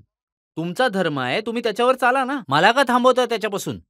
हा एक नंबर 1 पॉइंट आहे माझा. त्यात खूप सारे लिस्ट आहेत. एक चुलत्याच्या स- मुलीशी, चुलत बहिणीशी लग्न नाही होऊ त्याच्यात शकत. प्रोहिबिटेड लिस्ट तुम्ही बनवली. हो. अच्छा, त्याच्यात अजून एक गोष्ट काय केली तुम्ही, की 2010 मध्ये तुमचं लग्न झालं असेल कोणाचं उत्तराखंडमध्ये, तुम्हाला रजिस्टर करायचं आहे आता. आता 2010 मध्ये कोणाचं आपल्या नातेवाईकांबरोबर लग्न झालं असेल तर रजिस्टर नाही होणार ते. तुम्ही तुमचे धर्म माझ्यावर का लादताय? आणि तुम्ही हे का समजताय, की तुमच्या धर्माची नैतिकता चांगली आहे आणि आमच्या धर्माची नैतिकता बघा, वाईट आहे? पुष्कर सिंग धामी यांनी मी विचारले होते, की आपकी अदालतमध्ये आले होते. तर त्यांनी सांगितलं, की हे जे एक मुसलमान 4-4 लग्न करतात, हे बघ, हलाला होतंय. नाही, या नाही, सर्वांना नाही, नाही, थांबवण्यासाठी नाही. हे कायदा बघा, बनवला आहे. हे खोटं सांगतोय तो पुष्कर सिंग. खोटारडा आहे तो. 2006चं गव्हर्नमेंट तुम्ही जाऊन बघा माझं हे ऐकल्यानंतर 2006चा गव्हर्नमेंटचा डेटा आहे. गव्हर्नमेंटचा डेटा हे सांगतो, की की 100 जर लग्न होतात हिंदूमध्ये 1.72 बायका आहेत. मुसलमानांमध्ये 2.5. हा 2006चा डेटा आहे. तुम्ही याबद्दल का नाही बोलत आहात? आणि मुसलमानांमध्ये जेव्हा लग्न होतं, तर तिला बायकोचं पद मिळतं. हिंदू धर्मात कोणाचं दुसरं लग्न झालं, तर तिला बायको नाही मिस्ट्रेस म्हणतात. आणि जर मी उद्या मेलो फॉर एक्झाम्पल आणि माझ्या 2 बायका असतील, तसं तर एकीलाच वैतागलोय सध्या. जर 2 बायका असतील, तर मी मेल्यानंतर माझी प्रॉपर्टी त्या बायकोला मिळेल. तिथे नाही मिळणार. तर हे खोटं का बोलतात हे लोकं? अच्छा, तुम्ही हे सांगा डिव्होर्सचे उत्तराखंडमध्ये डिव्होर्सचा कायदा तुम्ही काय केलं त्याला? तुम्ही सेम केलंत. Hindu marriage act 54 special marriage act 54 डिव्होर्सचे 1869. अरे का करताय तुम्ही? तुम्ही तुमच्या धर्माचा कायदा माझ्यावर का टाकताय? यूसीसी आणि कोणतं यूसीसी आहे जे ट्रायबल्सना वेगळे करताय तुम्ही? एकरूपात कुठे आहेत? जेव्हा तुम्हीच युनिफॉर्मिटी करत नाही आहात. चौथी गोष्ट ही आहे, की जी उत्तराखंडमध्ये बोलताय ते यूसीसी नाहीये. यूसीसी तर देशात पाहिजे आणि तुम्ही इथे राज्यात कायदे बनवताय. फक्त मुसलमानांना त्यांच्या धर्मापासून वेगळं करा. त्यांच्या धार्मिक सारवापासून लांब करा. रिफॉर्मच्या नावावर तुम्ही मुसलमानांपासून त्यांचा धर्म हिरावून घेताय. हेच तर मी सांगतोय तुम्हाला. हेच तर एक्झाम्पल देतोय तुम्हाला. सेक्शन 4 सबसेक्शन 4 तुम्हाला सांगतोय. यांचा डिव्होर्सचं सेक्शन 25, 27 आणि लग्न जे इस्लाममध्ये होतं ना, ते जन्मोजन्मीच्या सोबत नसते. हिंदू धर्मात जन्मोजन्माची सोबत आहे. आमच्याकडे एक कॉन्ट्रॅक्ट आहे. एक जन्म माझ्यासाठी पुरेसा आहे, दुसऱ्या जन्मामध्ये नकोय मला माझी बायको. मी सांगतोय तुम्हाला, हे जन्मजन्माची सोबत नाहीये. माझा प्रश्न असा आहे, की काही लोक म्हणतात, की जास्त मुलं झाल्याने डेमोग्राफिक वाढेल. तुमचं काय म्हणणं आहे यावर? हे बिलकुल खोटं आहे. चुकीचं आहे. मला तुम्हाला हे सांगायचं आहे, की भारतामध्ये जो फर्टिलिटी रेट आहे, मुसलमान आणि हिंदूंचा 1992 मध्ये मुस्लिम फर्टिलिटी रेट होता 4.41. आता तो आला आहे, नवीन जो डेटा आहे गव्हर्नमेंटचा 2.36. हिंदूंचा होता 3.30 कमी होऊन 1.94 आहे. तर डिफरन्स जो आहे तो फक्त 0.4चा आहे. तर ही जी लोकं म्हणतात ना, की मुसलमान पूर्ण हिंदूपेक्षा पुढे जाणार, नाही वाढणार. 600 वर्षातही नाही वाढणार, 1000 वर्षातही नाही वाढणार. भारतामध्ये हिंदूंचं पॉप्युलेशन स्टेबलाइज होणार बाय 2070 आणि मुसलमानांचं पॉप्युलेशन स्टेबलाइज होणार इन 40 वर्षानंतर. आणि शेवटी जे मुसलमानांचं पॉप्युलेशन होईल ते 80.87 तेवढंच होणार. अशा गोष्टी सोशल मीडियावर खूप चालतात आणि लोक एक्झाम्पल देऊन सांगतात की बेल्जियममध्ये बॅलन्स बिघडला, इथे जास्त मुसलमान वाढले, तिथे तिथले लोक कमी झालेत. सर, बेल्जियमचे वॉफल्स चांगले असतात, मी पण खाल्ले आहेत. पण बेल्जियममध्ये तिथे जी लोकं आली आहेत अरब कंट्रीमधून, जे तिथे राहत आहेत आणि भारतामध्ये असं काही नाही होणार आहे. भारतात निष्पक्ष पुरावा आहे. तुम्ही तुम्ही जे माझ्यावर नंबर सांगत आहात त्याला पण ते लोक चॅलेंज करतात. नाही. त्याच्याबद्दल ते बोलतात की जेव्हा लोकसंख्या मोजणारे लोक जातात बरं. तर मुसलमान आपल्या 9 मधल्या 5 मुलांना आतमध्ये लपवतात, 4 जणांचे करतात, 5 जणांचे करत नाहीत. तर त्यांना कसं माहिती की 9 आहेत? नाहीत नाहीतर असं आहे की जो करायला गेला आहे त्याने त्यांना तयार केलंय. नाहीतर त्यांचा काका आहे, नाहीतर त्यांचा आजोबा आहे, नाहीतर त्यांचा नाना आहे किंवा मग त्यांची मुलगी त्यांच्या घरी आहे. काय माहिती म्हणजे कशी माहिती? ही चुकीची गोष्ट आहे ना सर, की 9 जन्माला घातलेत, नाही घातलेत जन्माला. तुम्ही शिक्षणाला सामान्य करा. तुम्ही मुस्लिम महिलांना डिमांड इन स्कॉलरशिप द्या. मी तुम्हाला गॅरंटी देतो की 21च्या आधीच पॉप्युलेशन स्टेबलाइज होईल. तुम्ही तर शिक्षणामध्ये मदतच नाही करत आहे. मोदीजींनी तर स्कॉलरशिपच बंद अरे केली. मोदीजी तर आपकी अदालतमध्ये बोलले होते की आम्हाला वाटतं मुसलमानांच्या एका हातात कम्प्युटर असावे आणि दुसऱ्या हातात कुराण. मोदीजींनी आमच्या हातात काही ठेवलंच नाहीये. आमची घरं हिरवून घेतली, मशिदं हिरवून घेतली, सनाक हिरवून घेतली. तर ते तर तुम्ही मोदीजी डायलॉग चांगले मारतात माशाल्लाह से. त्यांचा कोणी स्पर्धक नाहीये. त्यांच्याशी कोणी स्पर्धा नाही करू शकत. जर तुम्ही हातात कुराण आणि कम्प्युटर द्याल तर तुम्ही प्री मॅट्रिक स्कॉलरशिप 9वी मधून का केली? तुम्हाला ती क्लास 5, 3 किंवा 6 मधून करायला पाहिजे होती. तुम्ही मौलाना आझाद फाउंडेशन का बंद केलं? ज्याच्यामध्ये लोक PhD करतात. तुम्ही का बंद केलं त्याला? अरे तुम्ही जे करताय ते मी तुम्हाला सांगतोय. आता तुम्ही मेरिटच्या स्कॉलरशिपला कमी केलं. 2021-22चा जो बजेट होता त्यातला फक्त 22% खर्च झाला. सांगू का तुम्हाला? विधानसभेचा डेटा तपासून पहा. तर पॉप्युलेशनबद्दल तुम्ही निसंकोच राहा माझ्या बहिणींनो, की मुसलमानांचे पॉप्युलेशन 18.9 वर थांबेल, स्टेबलाइज होईल आणि हिंदू आणि मुसलमानमध्ये 80 कोटीचा फरक आहे, तो पण राहील बरोबर. काळजी करू नका तुम्ही. त्या BJP आणि RSSच्या बोलण्यावर जाऊ नका. ते तुम्हाला उद्या बोलतील की म्हैस उडते बघा, तुम्ही विश्वास ठेवू नका त्यांच्यावर. ते हे पण बोलतात की जे मुस्लिम आहेत ते इस्लामच्या कारणाने लोकसंख्या कंट्रोलचे जे मेथड्स आहेत त्याच्यावर अजिबात विश्वास नाही ठेवत. त्यामुळे सर्वात जास्त मुलं होतात. नाही, सर्वात मोठं खोटं आहे हे. गर्भनिरोधकचा जो वापर झाला आहे, आम्ही तोच डेटा देतो आहे. 90 to 93 मध्ये मुस्लिम लोक 27.7 गर्भनिरोधक वापरत होते. 2019 मध्ये 60.2% मुस्लिम गर्भनिरोधक वापरत आहेत. अच्छा, आणि ह्यात हिंदू बंधू धर्मामध्ये सुद्धा पण वाढ झाली आहे. 41 होते 92 मध्ये, ते 67.9 झाले. अच्छा, आता तुम्हाला मुस्लिम पुरुषांबद्दल वाढवून सांगतात. सर्वात जास्त गर्भनिरोधक पुरुष जे वापरतात भारतामध्ये ते मुसलमान आहेत. 34.10 आणि आपले हिंदू पुरुष 34.01. आपले शीख बंधू बसलेत. मला तुम्हाला हे सांगायचं आहे, देशाचे प्रधानमंत्री लाल किल्ल्यावरून बोलले होते की तोच देशासाठी जो कमी जन्माला घालेल मुलं, जो फॅमिली प्लॅनिंग करेल तो देशाच्या हितात असेल, इमानदार असेल. सर्वात इमानदार तर तुम्ही आहात. कारण मी सांगतो की 75% फॅमिली प्लॅनिंग तुम्ही करता, 45% मुसलमान, 55 तर हिंदू करतो. नाही, आणि हे जे काय मी बोलतोय ना ते गव्हर्नमेंटचा डेटा आहे, माझा नाहीये. गव्हर्नमेंटचा डेटा आहे. त्यामुळे BJP जे एक स्थान तयार करतं ना, RSS संघ कुटुंब, की हे लोक फॅमिली प्लॅनिंग करत नाहीत, स्पेसिंग करतात. इस्लाममध्ये तुम्हाला हे सांगितलं आहे की वेळेवर मुलं जन्माला घाला. त्यात काही बंधन नाहीये. अच्छा, फॅमिली प्लॅनिंग करायला लावतात. इस्लाममध्ये परवानगी नसून सुद्धा 20% मुस्लिम महिलांनी फॅमिली प्लॅनिंग केली आहे. 20% तुम्हाला सांगतो. हे डेटामध्येच नाहीये. आणि हे मी जे काही बोलतोय, तुम्ही मला रॉंग प्रूव्ह करू शकता. आणि मी परत येईन ह्या कोर्टामध्ये उत्तर द्यायला. हे माझं सौभाग्य आहे की ह्यांनी मला दुसऱ्यांदा बोलवलं. आधी माझी दाढी एवढी सफेद नव्हती. आता सफेद झाली आहे. त्यासाठी मी ह्यांचा खूप आभारी आहे. जनतेचे प्रश्न.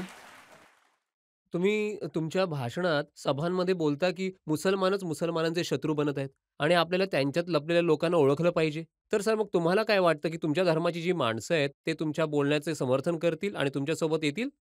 करबलाच्या मैदानात इमाम हुसेन यांना शहीद करणारे मुसलमान होते. करबलाच्या मैदानात इमाम हुसेन सोबत नमाज करायचे आणि नमाज करून झाल्यानंतर तलवार उचलणारे मुसलमान होते. करबलाच्या मैदानात रसूलुल्लाह सल्लल्लाहु अलैहि वसल्लमच्या मुलाला शहीद करणारे मुसलमान होते. टिपू सुलतानला, सरादुद्दौलाला धोका देणारे मुसलमान होते. तर ही एक तारीख राहिली आहे मीर जाफर मीर सादिकची, जी आजपर्यंत आहे. हेच मला सांगायचं होतं. जसं की आता आम्ही बघितलं की तुम्हाला शायरीची खूप हौस आहे. तुमच्या भाषणामध्ये पण आम्ही बघतो की तुम्ही तुमच्या मनातली गोष्ट शायरीमधूनच सांगता लोकांना. तर माझ्या मनात असं आहे की आज जी आपल्या देशाची अवस्था आहे, त्यावर तुम्ही शायरीमधून काय व्यक्त कराल? इखलाक का जलता हुआ घर देख रहा हूं, देखा नहीं जाता मगर देख रहा हूं. सरदार साहेबांना काहीतरी विचारायचं आहे. आधी तुम्ही आमची स्तुती केली आणि तुमची पण स्तुती असो. आम्ही उलटे हातात घड्याळ घालतो आणि लोक म्हणतात की मुसलमान उलटे असतात, पण तुम्ही तर सरळ हातात घड्याळ घातलंय. उलटं तर आम्ही घातलंय. आणि नाही, दुसरी उलट्यामध्ये गोष्ट, तर नाही घालत मी. नाही, तुम्ही सरळ घातलंय, आम्हीच उलटं घातलंय. आणि दुसरी गोष्ट सर, सर्व जसं बोलतात की RSS, BJP आणि तुम्ही म्हणालात की हे सर्व अखंड भारताच्या हिंदुत्वाच्या खूप जास्त आज त्याच्यात आहेत. ते अखंड भारताच्या फेवरमध्ये आहेत. तर आज खूप पर्सेंट आपले मुस्लिम बांधव आहेत इथे. तर अखंड भारत त्यांना हवाय, तर तुम्हाला पण काय हवंय? मला तर आवडेल की आमचंही पंजाब तिकडून येऊन अखंड भारत बनावं. आमचे मुस्लिम बांधवही तिथून यावेत. भाऊ जर भाऊ आपले तुम्ही मुस्लिम बांधव तिकडून येतील तर खरंच. तुमचे सपोर्टर्स वाढतील. खरंच. ओवेसी साहेबांची घोषणा आणखीन वाढेल. ओवेसी साहेबांचं नाव पण खूप होईल. बघितलं तुम्ही? नाही नाही, आणि हे अखंड भारतासाठी मी तयार आहे. पूर्ण हो का? बांगलादेश घ्या तुम्ही, पूर्ण हो. पाकिस्तान घ्या तुम्ही, अर्धा हो. अफगाणिस्तान घ्या तुम्ही, अर्धा अच्छा. बर्मा घ्या तुम्ही, जरासा भूटान घ्या तुम्ही, पूर्ण हां. नेपाळ घ्या. पण सर्वात आधी मोदीजींना हां. हवंय की आधी POKला घ्या तुम्ही. चीनला पळवून लावा. जर मग पूर्ण इथे तुम्ही पाकिस्तानच जर आलं तर लहान POK तर एका लाटेतच येईल. पूर्ण जरा मोठ्याने पाकिस्तान बोला आलाच तर तुम्ही. POK सुद्धा एका लाटेतच येईल. घ्या ना, कोण थांबवतोय तुम्ही तुम्हाला? पण सपोर्ट करा ना सर. अरे मी सपोर्ट 27% तर करतोय. मागतायत. तुम्ही आता पण लिहून मागणी देऊ का करा. तुम्हाला? बोला. हो, हो. काय बोलू? चला, एक असा नोट आहे ज्याच्यावर आपण ब्रेक घेऊ शकतो आणि ब्रेक नंतर आपकी अदालतमध्ये आरोप आणि प्रश्न सुरूच राहतील. तुम्ही बोलला तरुणांनो आपल्या मशिदींना समृद्ध ठेवा, कारण असे ना हो की मशीद आपल्यापासून हिरावून घेतली जाईल. अगदी बरोबर आहे. कोण हिरावून घेते मशिदी? BJP आणि RSS हे सगळं करतायत. Welcome back. आपकी अदालतमध्ये आजचा खटला चालू आहे. प्रश्न विचारत आहोत असदुद्दीन ओवेसी यांना. आपकी अदालतमध्ये पुढचा आरोप. आपकी अदालतमध्ये AIMIMचे प्रेसिडेंट असदुद्दीन ओवेसींवर आरोप आहे की हे लोकांच्या भावनांना भडकवतात. तुमचे भाषण माझ्याजवळ आहे सध्याचं. तुम्ही बोलला तरुणांनो आपल्या मशिदी समृद्ध ठेवा, कारण असे ना हो की मशिदी आपल्यापासून हिरावून घेतल्या जातील. अगदी बरोबर आहे. कोण हिरावून घेतात मशिदी? BJP, RSS हे सगळं करतायत. ज्या अशा ताकदी आहेत त्या हिरावून घेतायत. नक्कीच कोणती हिरावून. मस्जिद हिरावून घेतली? आता तुम्ही बघू शकता की दिल्लीच्या 600 वर्ष जुन्या मशिदीला तुम्ही शहीद केलं. सुनेरी बागच्या मशिदीला तुम्ही पाडू इच्छित आहे. आणि सुनेरी बागच्या मशिदीत तुम्ही जर ऐकलं असेल तर कोणी प्राईम मिनिस्टर किंवा होम मिनिस्टर मंदिराच्या समोरून जात असतील तर कधी मंदिरात पूजा थांबवली? कधी ऐकलंय तुम्ही असं? सुनेरी बागच्या मशिदीमध्ये जेव्हा कधी प्राईम मिनिस्टरची लोकं जातात, मूव्हमेंट, त्याला मूव्हमेंट म्हणतात. नमाज नाही होत तेव्हा सुनेरी बागमध्ये. का नाही होत नमाज? तुम्हीच विचारा. माझ्या बोलण्यावर विश्वास नका ठेवू. तुम्ही जा आणि तिथल्या इमाम लोकांना विचारा. बघा, कोणती बिल्डिंग पाडायची नाही पाडायची हा तर कोर्टाचा निर्णय असतो. नाही, तुम्ही नोटीस मी सरकारने सुप्रीम कोर्टाचा निर्णय पाहिला. चेन्नईमध्ये सरकारी जमिनीवर बेकायदेशीर जागा सांगण्यासाठी जे धार्मिक स्थळ हटवण्यासाठी आदेश दिले. चेन्नईमध्ये कोयम्बेडू मशीद आहे, त्या केसमध्ये सुप्रीम कोर्टने आदेश दिला आहे की असे सर्व जे धर्मस्थळ आहेत, मग ते चर्च असो, मस्जिद असो किंवा मंदिर असो, त्या सर्वांना हटवले पाहिजे. सर, कोर्टाच्या आदेशाबद्दल आपण बोलत नाही आहोत. गव्हर्नमेंटच्या ॲडमिनिस्ट्रेटिव्ह ऑर्डरच्या आधारे ज्याला कोर्टाने नव्हतं सांगितलं होतं, तुम्ही त्या 600 वर्ष जुन्या मशिदीला आणि स्मशानाला तुम्ही शहीद केलंत. आणि असा कोणताही दिवस नाही जात की जिथे बीजेपी, RSSच्या बाजूने नाही बोललं जात की आम्ही भारताच्या अशा हजारो मशिदी आहेत ज्याला आम्ही घेऊनच राहू. उघड्यावर बोलतात ते. तुम्ही पण तर उघड उघड बोलता विधानसभेत, बाबरी मस्जिद जिंदाबाद, बाबरी नक्कीच. मस्जिद जिंदाबाद. आताही मी बोलू शकतो, जिंदाबाद बाबरी मस्जिद. गुन्हा काय आहे sir? It's a freedom of expression. जर मी भारताच्या विधानसभेमध्ये नाही बोलणार तर मी कुठे बोलणार? मोदीजी जिंदाबाद बोलू शकतात तर बाबरी मस्जिद जिंदाबाद का नाही बोलू शकत? काही गुन्हा तर नाही केलाय ना मी. मला हे म्हणायचं आहे की इस्लाम धर्माच्या दृष्टिकोनानुसार एकदा मस्जिद बनली, ती जोपर्यंत दुनियेत अल्लाह कायम राहील तोपर्यंत मशीदच राहील. तोडा तुम्ही काही करा. तर मग मी तेच म्हणालो की मशीद आहे, मशीदच राहील. याच्यामध्ये भडकवणं कुठे आहे? आणि बाबरी मस्जिद एक केस स्टडी आहे की कोणत्या प्रकारे मशिदीला हिरावून घेतलं जाऊ शकतं. आपल्याला हे समजायचं आहे. आपण एका मशिदीला गमावलंय या विविध राजकीय पक्षांच्या बोलण्यात येऊन त्यांना सांगून सुप्रीम कोर्टला जाऊन बीजेपीनी सांगितलं होतं की आम्ही हात नाही लावणार. आणि मशिदीला तोडून टाकलं. सुप्रीम कोर्टाने अद्याप याचिका ऐकली नाही आणि क्रिमिनल कोर्टमध्ये कोर्टाने फाईन केलं की कोणीच अपराधी ठरलं नाही. कोणीच अपराधी नाही ठरलं. आणि स्वतः विधानसभेत ते एकनाथ शिंदेचे जे पार्टी लीडर आहेत ते नरसिंह रावांचे कौतुक करून सांगत होते की जेव्हा बाबरी मस्जिदला तोडत होते तेव्हा PV नरसिंहराव बोलले की मी पूजा करतोय, मला डिस्टर्ब करू नका. ते बोलले होते, हे मी नाही सांगितलंय. तुम्ही सांगा मग ह्याला काय म्हणाल? बघा, सुप्रीम कोर्टचा निर्णय आहे आणि तुम्ही म्हणता की फसवून बाबरी मस्जिद घेतली. सुप्रीम कोर्टाचा जो निर्णय आहे ना, तो जेव्हा तुम्ही पूर्ण निर्णय वाचाल, त्याच्यात निर्णयात सुप्रीम कोर्टाने असं म्हटलंय की मंदिराला तोडून मस्जिद नाही बनवलं गेलंय. सुप्रीम कोर्टने ASIच्या सर्व्हेच्या रिपोर्टला खारिज केलं. सुप्रीम कोर्टाने जो निर्णय दिलाय तो आम्ही चुकीचा मानतो, ह्यासाठी की तुम्ही विश्वासाच्या आधारावर दिलाय तो. विश्वासाच्या आधारावर दिलाय. आता जर तुम्ही हा निर्णय विश्वासाच्या आधारावर दिलात तर त्याचं काही बंधनच राहत नाही ना मग. ओवेसी साहेब, आता झालं ना, निर्णय झाला. काय? तिथे एवढं भव्य राम मंदिर बनलं, लाखो लोक तिकडे जात आहेत. आता सोडा, त्याला काय एवढं हीच त्याचं? गोष्ट तुम्ही त्या यहुदियांना सांगा ज्यांना हिटलरने 60 लाख यहुदियांना गॅसच्या चेंबरमध्ये टाकून मारलं होतं.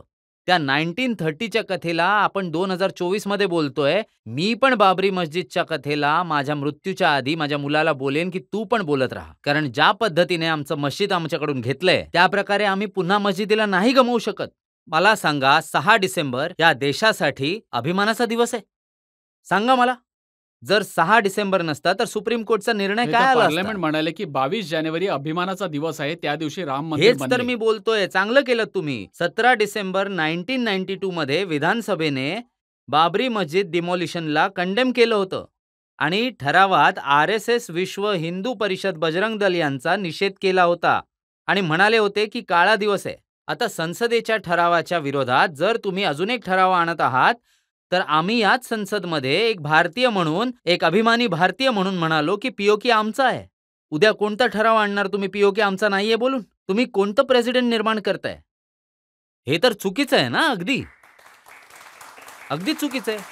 आता तर ज्ञानव्यापी मशिदीबाबत हायकोर्टने आदेश दिला आहे की तिथे तळघरात पूजा होत होती आणि 1993 मध्ये जी पूजा बंद केली होती ते चुकीचे होते. पूजा झाली आता पाहिजे. तुम्ही याची क्रोनॉलॉजी समजून घ्या. मी तुम्हाला एक एक्झाम्पल देतो समजवण्यासाठी.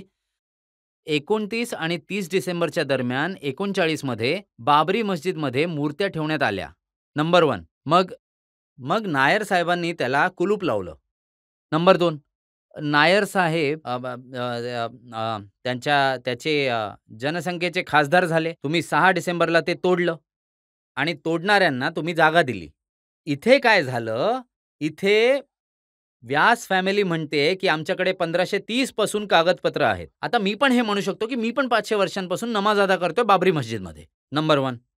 व्यास फॅमिली म्हणते की 93 मध्ये मुलायम सिंगच्या सरकारने कोणत्याही कारणाशिवाय ते मंदिर बंद केलं होतं. मी पण हे म्हणतोय की माझ्या पण मस्जिदीला तुम्ही बंद केलं होतं.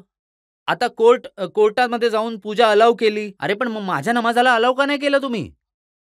आणि तुम्ही समजून घ्या की म्हणूनच मी म्हणतोय की मला अजून मशिदीला नाही गमवायचंय. ह्या गोष्टी तुम्हाला समजल्या पाहिजेत ना. आता ताकाला सुद्धा आम्ही दुधासारखं फुंकून फुंकून पिणार. तर भडकवणार तुम्ही तरुणांना. भडकवणार नाही, सत्याला मांडणार आहे मी. हे जे पण मी काय बोलतोय ते फॅक्ट आहे. मी जे काही बोलतोय तो फॅक्ट आहे. सर तुम्ही निघून जा. तुम्ही ज्ञानवापीवर आलात, तुम्ही निघून जा मथुरावर. 1965 मध्ये हिंदू आणि मुसलमानांमध्ये ॲग्रीमेंट झालं. मुसलमानांना 8 एकर जमीन दिली. अच्छा मला सांगा त्या ॲग्रीमेंटवर कोणाची सही होती हिंदूंच्या तर्फे? पंडित मदन मोहन मालवीयाची. काय पंडित मदन मोहन मालवीयापेक्षा मोठा हिंदू मोदीजी आहे? नाहीये, त्यांनी सही केली. आता 2023 मध्ये बोलतात की त्यांना माहिती नव्हती या जमिनीला द्यायची घ्यायची. कोण करतंय हे? कोण खोड्या काढतंय हे मुद्दामून असं? कोण ह्या देशाला त्या मार्गावर घेऊन जातंय जिथे 2 धर्मांमध्ये भांडणं होतील? विश्व हिंदू परिषदचे प्रेसिडेंट आलोक कुमार यांनी विधान वाचलं मी. ते म्हणत होते की मुसलमानांना हात जोडून सांगतो की आता आम्हाला अयोध्येच्या नंतर मथुरा आणि काशी देऊन टाका, त्यानंतर आम्ही कोणताच दावा नाही करणार. हा सगळा मूर्खपणा आहे. इथे हे सर्व खोटं आहे. अरे पण तुम्ही का द्याल? मस्जिद माझ्या बापाची थोडी आहे. मस्जिद माझ्या आईची थोडीच आहे. मस्जिद तर अल्लाची आहे. मशिदीचा एक कागद आहे, एक डॉक्युमेंट आहे. तुम्ही कधीपर्यंत बोलत राहणार की त्या काळात मुघल बादशाह होते? तर मग पुष्पमित्र संघाच्या विरुद्ध कोण न्यायाची लढाई लढेल सांगा मला. पुष्पमित्र संघाने विविध बौद्ध धर्माच्या स्तूपांना तोडून टाकलं, त्याचा न्याय कोण करेल सांगा मला. तुम्ही जेव्हा मुघल बादशाहबद्दल बोलता तेव्हा पुष्पमित्र संघाबद्दल काय? त्याच्याबद्दल तर कोणीच काही बोलत नाहीये. अरे देशामध्ये ज्या काळामध्ये पुष्पमित्र संघ होते त्या काळामध्ये मुघल होते. काय तेव्हा संविधान होतं? राजा राजवाड्यांमध्ये गुणवत्तेचा अधिकार होता? अजिबात नव्हता. आपल्याजवळ एक संविधान आहे आणि त्याच संविधानाच्या मार्फत आपल्याला काम करावं लागेल. पंडित मदन मोहन मालवीय यांनी सही केली त्या ॲग्रीमेंटवर. आज तुम्ही बोलताय की तुम्ही मानतच नाही म्हणून. बघा त्यामुळेच त्यांना संधी मिळते बोलायला. तुम्ही म्हणता बाबरी मस्जिद जिंदाबाद, ते म्हणतात की बाबरची औलाद. नाही मी हे बघा हेच मला सांगायचंय. हेच तर मी तुम्हाला सांगतोय. मला हे हवंय की तुम्ही माझा DNA करा. नरेंद्र मोदीजींचा पण करा, RSSच्या लोकांचा करा. कोण आर्यन आहे आणि कोण देशाचा आहे हे समजेल तुम्हाला. अरे मी बाबरचा प्रवक्ता थोडीच आहे. तर मग नरेंद्र मोदी आणि BJP नथुराम गोडसेंचे प्रवक्ता आहेत का? जर मी बाबरचा प्रवक्ता असेल तर तुम्ही बना मग प्रवक्ता त्यांचे, नथुराम गोडसेंचे प्रवक्ता बना त्यांचे. माझं शेवटी माझं काय आहे? मी कोण आहे बाबरचा? माझं काय नातं आहे औरंगजेब सोबत? माझं काय नातं आहे जिना सोबत? काय नातं? जर नातं नाहीये तर मग तुमचे भाऊ अकबरुद्दीन साहेब औरंगजेबच्या कबरीवर गेले, तिथे चादर अर्पण केली, फूल चढवले आणि मग नातं ऐका नाही माझं. औरंगजेबशी. जेव्हा सर मला तुम्हाला हे सांगायचं आहे, तुम्ही इंटरनेट उघडा. तिथे एक अल्लाच्या संताची दर्गा आहे. कदाचित बुराउद्दीन गरीब किंवा जरजरी बक्ष रहमतुल्ला तिथे गेलेत आणि रस्त्यामध्ये बातमी येते की त्यांनी फक्त फातिया वाचला आणि निघून गेलेत. आणि ते ASI सुरक्षित स्मारक आहे. तुम्ही त्याला काढून टाका. तुम्हीच त्याला संमेलनात घेऊन जाता औरंगजेबच्या जवळ. फातिया वाचायचे आणि काय करायचे? आणि आता त्याला बोलले अरे झालं रे बाप. असं नाही जे अच्छा मोदीजी बहादूर शाह जाफरी कबरवर गेले होते ते चांगलं होतं का? सांगा तुम्ही मला. देवेंद्र फडणवीस म्हणाले महाराष्ट्रात काही औरंगजेबाची औलादे जन्माला आली आहेत. प्रश्न आहे की कोणाच्या सांगण्यावरनं जन्मास येतात. हे समाजात टेन्शन तयार करतात. खरं तर प्रॉब्लेम हा आहे की देवेंद्र फडणवीस ब्राह्मण आहेत आणि त्यांना सगळ्यांना हे दाखवायला लागतं की मी सगळ्यांना सोबत घेऊन चाललोय. त्यांचा प्रॉब्लेम हा आहे. आणि त्यांना तर असं वाटतंय की पोस्ट मोदी तेच प्राईम मिनिस्टर बनणार आहेत. तर त्यांना ही लँग्वेज मला यूज करावी लागते आणि सतत बघावं तेव्हा शिवाजी. अरे बाबा शिवाजी जेव्हा आग्र्याच्या किल्ल्यामधून पळाले होते ते मुसलमानासोबत पळाले होते. शिवाजीच्या तोफेचा जो जनरल होता तो मुसलमान होता. शिवाजी जवळ मुसलमान होते. पण शिवाजींनी ज्यांचा पोट फाडलं होतं तोही मुसलमानच होता. अगदी बरोबर आहे. अगदी बरोबर बोलताय. पण रजतजी एक आता टाळ्या वाजल्याच आहेत तर ऐका. जेव्हा शिवाजी अफजल खानाला खंजीर मारत होता तेव्हा शिवाजीच्या मागे तलवार पकडून कोण उभा होता? एक मुसलमान होता.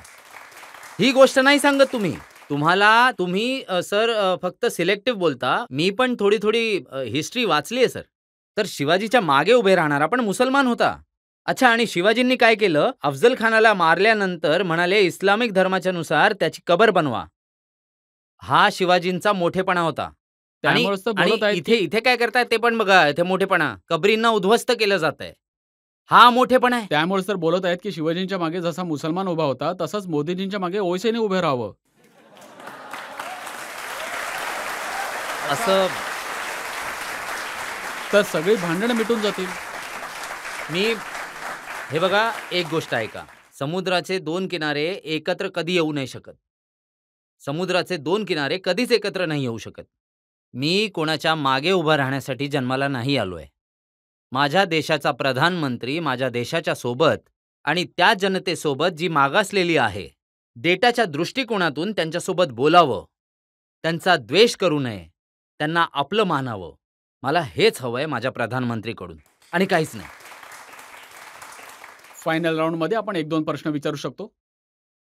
ओवेसी जी, माझा प्रश्न तुम्हाला असा आहे की तुम्ही असं नेहमी म्हणता की हिजाबवाली मुलगीच तुम्हाला प्रधानमंत्रीच्या रूपात बघायची आहे, तर तुमची हीच इच्छा का आहे? हे जे सांगितलं जातं ना की हिजाब घातल्याने मेंदू कव्हर होतो, नाही, मेंदू कव्हर नाही करत. जे लोक हे समजतात की हिजाब परिधान केल्याने मुलगी खूप बॅकवर्ड आहे, असंस्कृत आहे, त्यांचा मेंदू खराब आहे. जर असं झालं असतं तर यमनची एक मुस्लिम महिला हिजाब परिधान करणारी, तिला नोबेल प्राइज दिलंच गेलं नसतं. असं काहीच नाहीये. हे बघा, आमची तर इच्छा आहे की ज्या सर्वात कमकुवत आहेत, मुस्लिम मुली उठाव्यात. आणि जर तुम्ही कधी आमच्या शहरात आलात तर तुम्ही बघाल की बुलेटवर हिजाब घालून, हेल्मेट घालून चालवतात मुली, बुरखा घालून चालवतात. आम्हाला पण आश्चर्य वाटतं. बोललो, बुलेट चालवतात? ते म्हणतात की काय अडचण आहे का तुम्हाला आम्ही चालवतो तर? म्हटलं नाही, आम्ही तर खूप आनंदी आहोत. त्यामुळे योगी आदित्यनाथ बोलत होते की ज्या मुलींना हिजाब परिधान करून तुम्ही कैद करू इच्छिता, त्यांना आम्ही नाही, मुक्त कैद करू नाहीये. इच्छितो. नाही, कैद नाहीये. हे बघा, कोणतंही कैद नाहीये. अच्छा, बीजेपीची कोणती मुस्लिम मीटिंग असते ना, तुम्ही 200-300 बुरखा परिधान करून बसवतात, ते काय? ते का बसवता तुम्ही त्यांना? हे दाखवण्यासाठी की बघा आमच्यासोबत. अच्छा, ते आणून जे बसवतात ना, देशाला दाखवण्यासाठी नाही. त्यांना दाखवायचंय की गल्फच्या राजाला आमच्या मुसलमानांसोबत मोदीजी पण आहेत, अमेरिकेला दाखवण्यासाठी. अरे, जर खरंच तुम्ही मुसलमानांवर एवढं प्रेम करता तर त्यांना MP बनवा ना. एक तिकीट द्या त्यांना, एक MP बनवा त्यांना, मिनिस्टर बनवा. तुम्ही ते का नाही करत?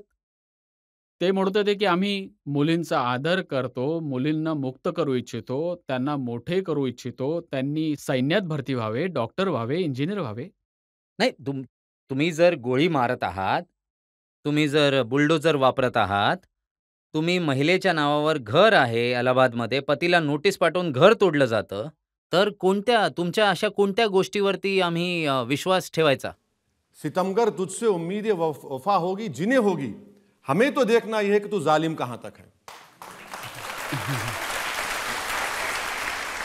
ओवेसी साहेब, आम्ही तुम्हाला सर्व प्रकारचे प्रश्न विचारले आणि जसा तुमचा स्वभाव आहे, तुमचं वागणं आहे, तुम्ही स्पष्टपणे उत्तरं दिलीत. कोणत्याच मुद्द्याला टाळण्याचा प्रयत्न नाही केलात. एका ब्रेकसाठी थांबूया आणि ब्रेक नंतर ऐकूयात आपकी अदालतमध्ये आजच्या जज कुमकुम चड्डांचा निर्णय आजच्या खटल्यावर.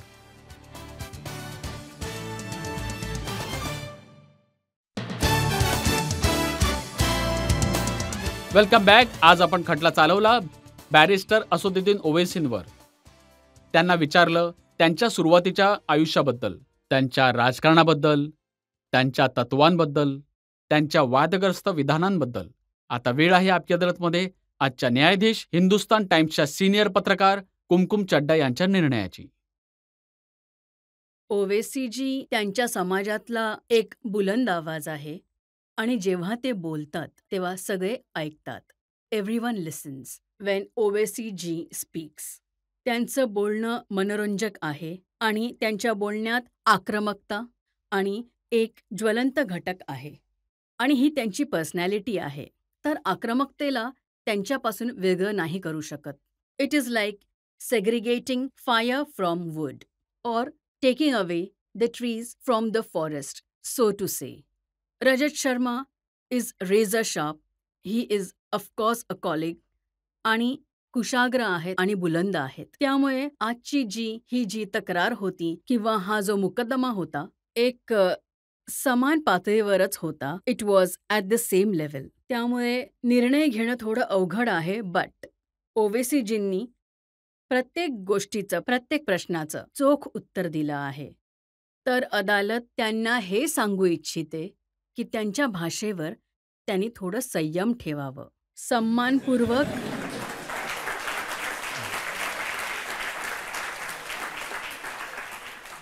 सन्मानपूर्वक मुक्त करते.